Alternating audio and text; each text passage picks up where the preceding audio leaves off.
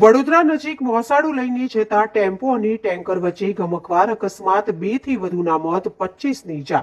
વડોદરા નજીક સાકરદા ગામ અને મોક્ષી રોડ ઉપર આજે સવારે મોસાળું લઈને જતા ટેમ્પો અને ટેન્કર વચ્ચે ગમખ્વાર અકસ્માત સર્જાયો હતો। આ ઘટનામાં 2 થી વધુ લોકોના મોત નીપજ્યા હોવાનું જાણવા મળી રહ્યું છે, જ્યારે ટેમ્પોમાં સવાર 25 જેટલા લોકોને નાની મોટી ઈજાઓ પહોંચી છે। ઈજાગ્રસ્તોને 108 એમ્બ્યુલન્સ દ્વારા હોસ્પિટલમાં ખસેડવામાં આવ્યા છે।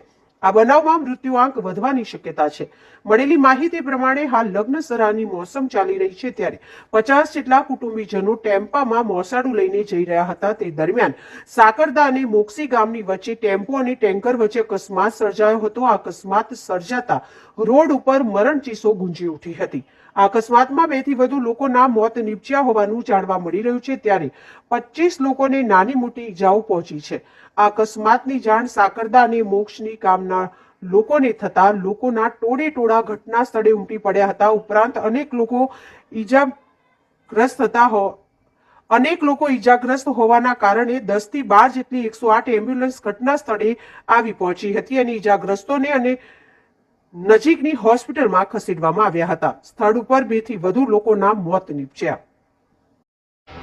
લગભગ 10 વાગ્યાની આજુબાજુ અમને કોલ મળેલો હતો 108ની અંદર, જેની અંદર એવું જાણવા મળેલું હતું કે ટ્રક અને આઈસર વચ્ચે એક્સિડન્ટ થયેલું છે સાકરદા ગામની આગળ, જેની અંદર 25 થી 30 લોકો ઘાયલ થયેલા હતા।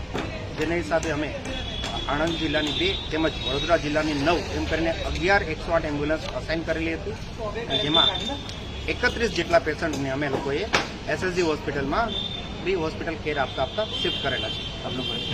મારો પરિચય બિપિન વેટારિયા, પ્રોગ્રામ મેનેજર વડોદરા અને આણંદ જિલ્લા।